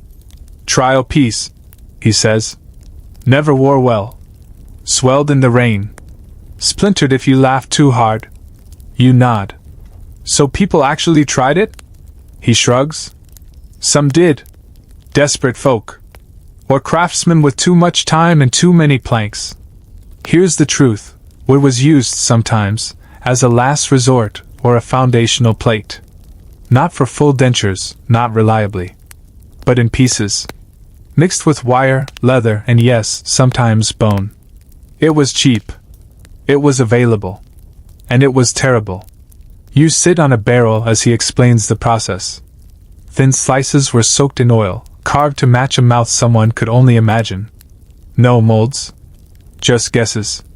The teeth might be real, stolen from a corpse or bought from a beggar, or they might be shaped from animal horn. Goat teeth. Cow teeth. In one particularly unfortunate case, pig. Didn't last, he says. Broke while biting a turnip. And yet people tried. Because anything, was better than a sunken mouth and the judgment that came with it. He shows you a drawing, folded in a greasy rag. It's a design for a partial plate, with wooden posts and carved grooves where molars would go. I made that for a merchant, he murmurs. Said he needed it to negotiate trade. You ask if it worked. He shakes his head. Fell out during a meeting with a Spanish ambassador.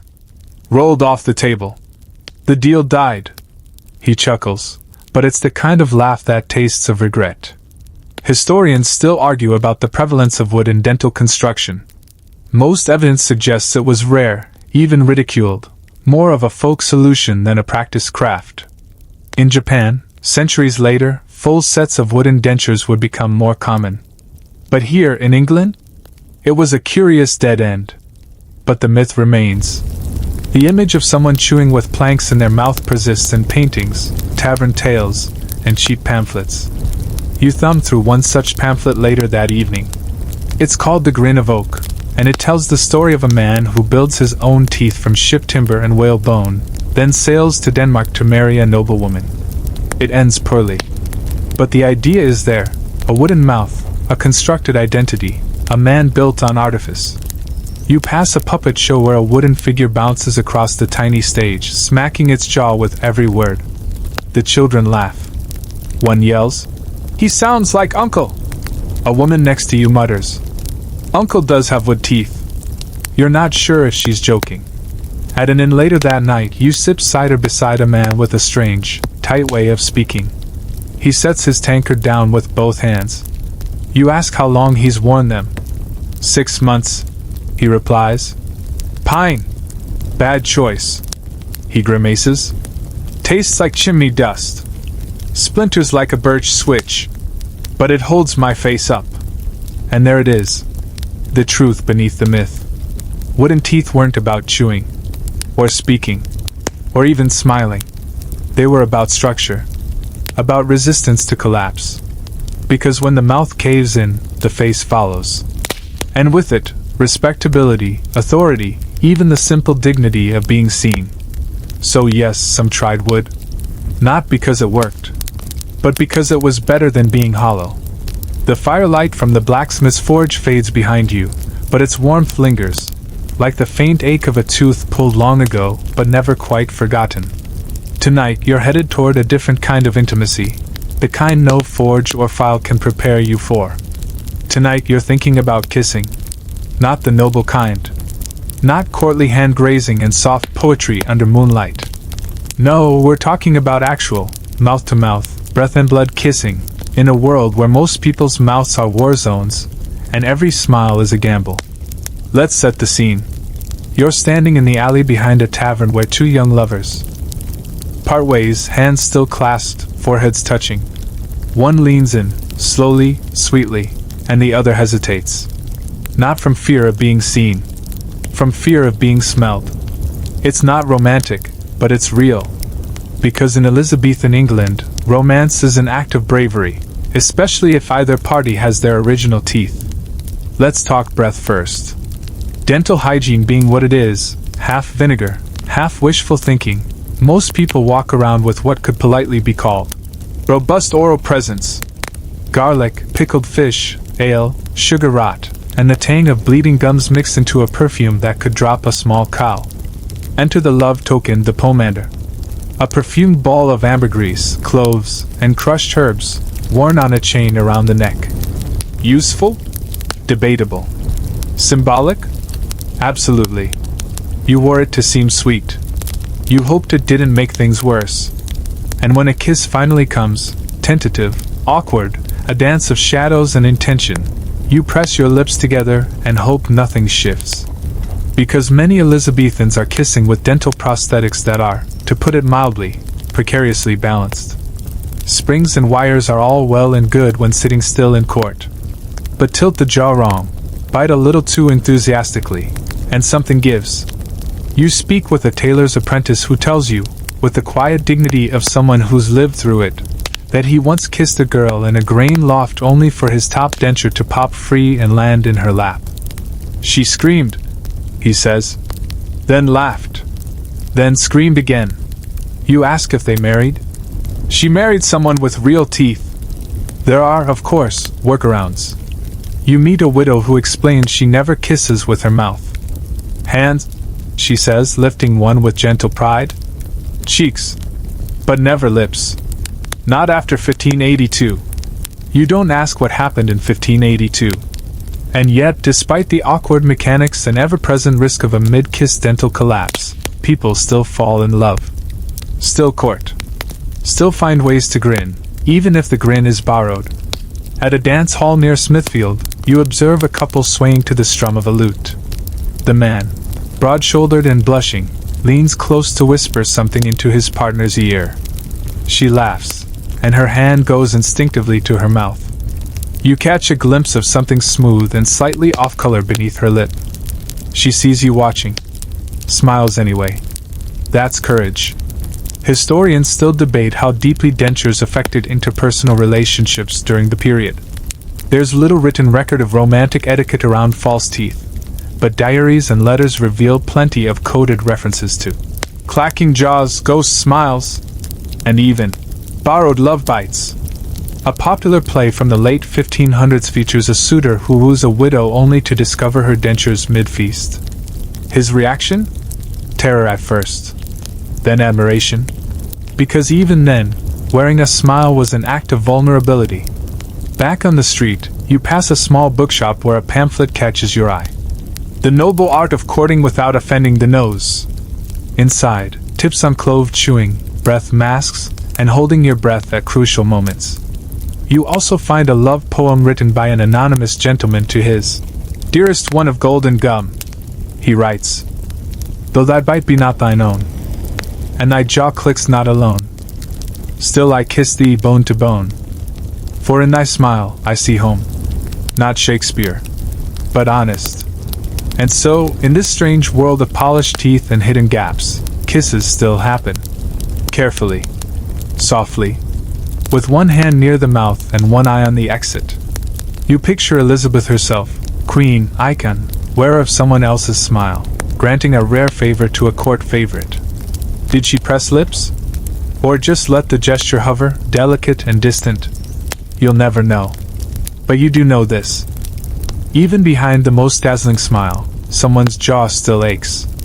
And someone, somewhere, kissed anyway. The streets grow quiet now. Only the soft tap of your shoes on worn cobblestone, the shuffle of a night watchman, the distant clatter of shutters being drawn. And yet your mind won't settle. Because if teeth on land are strange enough, just wait until you hear about dentures at sea. Yes, tonight you're boarding a ship, not a noble vessel of war, but a creaking, rat-ridden, salt-stained merchant bark setting sail for the Low Countries. And on board? A dozen men, 3 barrels of pickled herring, and exactly 2 sets of functioning teeth. You climb the gangplank under a sliver of moon. The wood groans underfoot. Below deck, it smells like rotting rope, fish guts, and something unmistakably dental. Watch your step, a sailor grunts. Don't want to slip and swallow your smile. He grins. A gap-toothed, pink-gummed crescent that's both welcoming and vaguely alarming. And there it is, the first thing you notice about seafaring life in this age. No one has teeth. Or rather, no one has all of them. The salt. The hard tack. The utter lack of anything resembling a vegetable. It all adds up. Even the youngest among them chew. Like centenarians. You watch one man gnaw at a strip of dried meat until it softens enough to swallow. Another pours beer over his biscuit to soften it. Another just dunks it in the seawater. The ship's cook, known only as Squint, shows you his dentures. Made him himself, he says proudly. 2 upper teeth lashed into a sliver of turtle shell, tied with thread, and stained from pipe smoke. Only wear 'em for prayers and pay, he says. You ask what he uses the rest of the time. Gums and spite. It tracks. Dental care on ships is, if you can believe it, even worse than on land. There's no room for vinegar rinses or lemon bleaching here. No toothsmith tucked away in the hold. Just sea salt, strong liquor, and the occasional desperate attempt to pull an infected molar with a fishhook and rum. And yet, they manage. You watch as the captain himself, gray-bearded and squinting through a fog of pipe smoke, pulls out his denture plate and wipes it on his sleeve before dinner. His set is remarkable, carved from bone, fitted with 3 human teeth and what looks suspiciously like a carved button in the back molar slot. He notices your look. Ran out of teeth, he says. Needed something round. You don't argue. The ocean makes everything more fragile. Ivory cracks in the salt air. Wire rusts. Plates warp in the humidity. A man might go to sea with a full set and come back with little more than a whittled-down excuse. So they adapt. One young sailor, no more than 16, tells you he lost 3 teeth in a storm. Not to a fall, but to panic. Clenched so hard when the mast cracked, they just popped. He pulls out a pouch. Inside, 2 are his. 1, he swears, came from the man who fell overboard. Didn't want it to go to waste, he says quietly. Historians still debate how common maritime dental devices really were.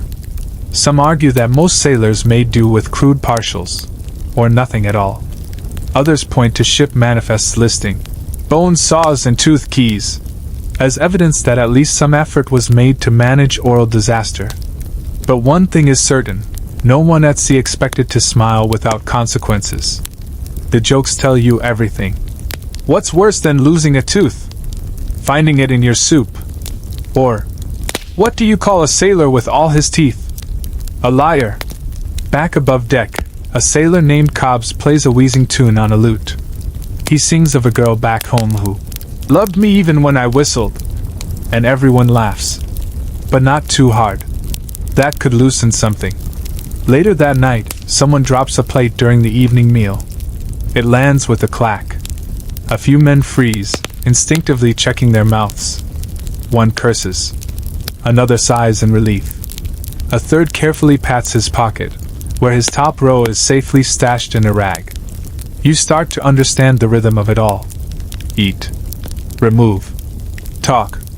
Replace. Sleep, with or without, depending on trust.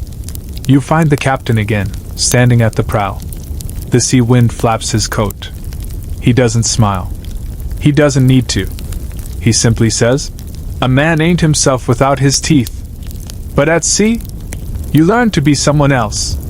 And that's the crux of it. Out here, in the endless salt and spray, smiles are a liability. But the memory of a smile? That's what keeps them going. A carved tooth. A pocketed molar. A love letter sent home with the promise, "I'll still be handsome when I return." Even if he won't. You lie down that night in the captain's spare bunk. The waves rock you gently. Below, someone snores. Someone coughs. And someone mutters, "Where'd I put my jaw?" The ship creaks in rhythm. And you realize, even here, far from land and comfort, the illusion of a full mouth remains a thing worth fighting for. Even if it's made from a button and a prayer. You return to land beneath a low sky, thick with smoke and gull cries, and your legs wobble like you've still got the sea beneath you. But the world is steady now, steady, and strange in the way that only London can be. And tonight, the strangeness takes you in an unexpected direction. Funerals. Not the grand, bell-ringing kind. The quiet ones. The ones where the mourners whisper, and no one quite meets your eyes. Because you've learned something peculiar. In Elizabethan England, death is not always the end of your usefulness. Especially if your teeth are still in good shape. You're in Shoreditch, standing beside a churchyard that smells of fresh-turned earth and wet leaves. A modest burial is underway. A cloth-wrapped body is lowered into the ground. No pomp. Just duty. You sidle up to the gravedigger, a man with a face like old leather, and hands that seem to creak when he moves. You ask him how often a body is buried with its teeth intact. He glances at the priest, then leans close. Depends who gets there first. You blink. "Excuse me?" He shrugs. "If the family's fast, they go in whole. If not, well..." And you realize, sometimes, the dead are relieved of their smiles before the dirt ever hits them. You follow the man to a shed behind the chapel, where he keeps his tools. And there, on a dusty shelf beside a lantern and a pile of cracked spades, you see them. Jars. Small stopper jars. Inside? Teeth. Lots of them. Cleaned. Sorted. Labeled not with names, but with dates. March 1601, widow, clean. November 1598, apprentice, left side. July 1602, partial, merchant. You step back. The gravedigger just shrugs again. "Better they help the living, aye?" You ask if he sells them. "Not me," he says. I just say them. The tooth men come round. The tooth men. Of course. They visit by night, slipping a few coins under a lantern, picking their way through the inventory like grocers selecting apples. Sometimes families request the removal. You meet a widow who asks to keep her late husband's front teeth. For memory. She had them mounted in a little locket. It opens with a snap. 2 teeth, one slightly chipped. They were the only ones he had left. She says, not without pride. But others do it for practical reasons. Teeth are expensive. If father dies with a decent set, why not pass them on? To a son, a cousin, a trusted servant. It's morbid, but economical. There are tales, some whispered, some recorded, of funerals interrupted when a dentist or craftsman steps forward with a quiet request. May we take an impression? One merchant tells you he attended a burial where the jaw was removed entirely before interment. Easier than pulling each tooth, he explains like it's weather talk. Historians still argue whether these stories were widespread truth or exaggerated scandal. But the accounts exist. In letters. In journals.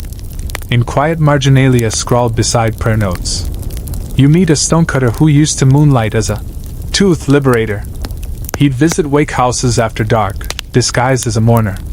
Tears and tongs, he says with a smirk. Works every time. He claims to have harvested teeth from 5 clergymen, 2 magistrates, and 1 retired sea captain with a mouth like marble. Did they mind? You ask. He laughs. They never said a word. And then there's the final, strange twist. Some people requested to be buried with dentures, not for dignity, but for security. As if the dead might rise and wish to speak. You visit a small chapel where a woman lies in state. Her face is peaceful, wrapped in linen. At her side sits a small wooden box. Inside, a pair of carefully preserved dentures. Hippo ivory by the look of them. Stained. Cracked. The priest nods solemnly. She wanted them with her. Said they'd served her well. You wonder if she ever smiled with them. Or if she simply carried them, like armor. You ask him if it's common. Not uncommon, he replies. Some fear being found without them. Others simply love their smile. You leave the chapel in silence. Outside, the wind picks up. A few leaves scatter across the stones. You pause, hand to your own mouth, and try to imagine being buried with someone else's molars clutched tight against your tongue. You think about all the teeth that didn't make it underground. That were sold, traded, worn. That lived new lives in mouths that whispered poems, barked orders, kissed clumsily in shadowed courtyards. In this world, a tooth isn't just a tool. It's a legacy. A relic. A currency of memory and invention. And even in death, it may not be yours to keep. You return to the city proper with that strange, uncanny sensation that something small, but essential, has shifted in the air. It's not just the smoke, or the cool breeze, or the bells tolling for another soul now resting, or not so peacefully, in the ground. It's the realization that you've reached the end of the road, or rather, the end of the jawbone. Because now, it's time to reckon with the aftermath. The transition. The slow, clumsy, often painful journey from graveyard grins and clacking dentures to the modern smiles we take for granted. It didn't happen all at once. It didn't happen cleanly. But it did happen. And it began with something simple: dissatisfaction. You walk into a workshop on the edge of London, where the air smells more like chalk and camphor than bone. Inside, an elderly man files something small and pale over a velvet cloth. Too brittle, he mutters. Back to the drawing board. He's not a toothsmith. He's something newer. A dental mechanic. A man who doesn't just collect teeth. He studies them. Shapes them. Experiments. He shows you a notebook, filled with sketches of arches, jaws, biting angles, rows of pegs and plates. Some labeled vulcanite, others porcelain. No ivory. No human labels. We're trying, he says, to build smiles that don't belong to anyone. That's the future. By the 18th century, porcelain begins replacing human teeth. It's brittle at first, prone to chipping, but it's clean. It's free from the awkward ethics of battlefield looting. And eventually, it can be made in match sets. Identical. Repeatable. The Industrial Revolution brings precision. Vulcanized rubber becomes the new favorite base material. Cheaper than ivory. Easier to mold. Less prone to warping. Historians still argue whether this shift was driven by science, or just by scandal fatigue. Maybe both. But by the 19th century, grave rubbing for teeth is largely obsolete. Not because people grew more moral, but because they didn't have to. You step outside and pass a boy selling pamphlets. One features an ad for a tooth replacement kit, boasting, "No corpse, no craft, just comfort." It's likely a scam. But the message is clear. The age of borrowed grins is ending. Slowly. Painfully. With a few cracked molars along the way. You sit by the Thames one last time, watching the dark water roll by like time itself. And you reflect on all the mouths you've seen. The queen with her spring-loaded plate. The sailor with the turtle-shell tooth. The actor who dropped his grin mid-soliloquy. The boy with a pouch full of battlefield pearls. The washerwoman with beeswax in her cheek. All of them, navigating a world that judged them, not by voice, or wit, or kindness, but by what showed when they smiled. And you think about how far we've come, and how far we haven't. Because even now, people still pay for straighter teeth, whiter enamel, smoother lines. They still suffer for a better smile. They still fear what it says when their mouth shows too much truth. But at least now, they don't wear someone else's. Usually. You rise, stretch, and breathe in the scent of river, fog, and the faint sweetness of roasted chestnuts. And with that, we begin to wind down. The sky darkens into a deeper kind of quiet. The kind that softens the edges of thought, and makes even the worst memories seem distant. The bells fall silent. The streets empty. Somewhere, a dog barks once, then nothing more. And you, dear listener, are still here. Still breathing. Still thinking about those strange, sad, sometimes beautiful smiles. Let that thought drift now. Imagine the queen at her mirror, lips pressed tight, the clink of ivory on ivory as she practices a smile no one will question. Imagine the sailor, his makeshift teeth removed for the night, cradled in a kerchief beside his cot while he hums a song only he remembers. Picture the child who sells a tooth for bread, and maybe, just maybe, buys it back one day, worn by someone whose name they'll never know. Let them fade. Let the workshop dim. Let the tools be wiped clean and tucked away. The jars closed. The ledgers folded. The pain eased. Your jaw relaxes. Your breath slows. Your shoulders soften against the weight of sheets or quiet air or nothing at all. You are not in Elizabethan London anymore. There are no spring-loaded jaws. No grave robbers. No vinegar rinses or pewter charms meant to keep molars in place. Just the hush of now. The quiet of knowing. The softness of having listened, of having let your imagination carry you through the crooked, clacking, wonderfully human past. And now, let it all go. Sink gently into the dark behind your eyes. You've smiled enough for one night. Hey guys. Thank you so much for being here. Your support means a lot and I look forward to bringing you new topics soon. Stay kind, stay inspired, and I'll see you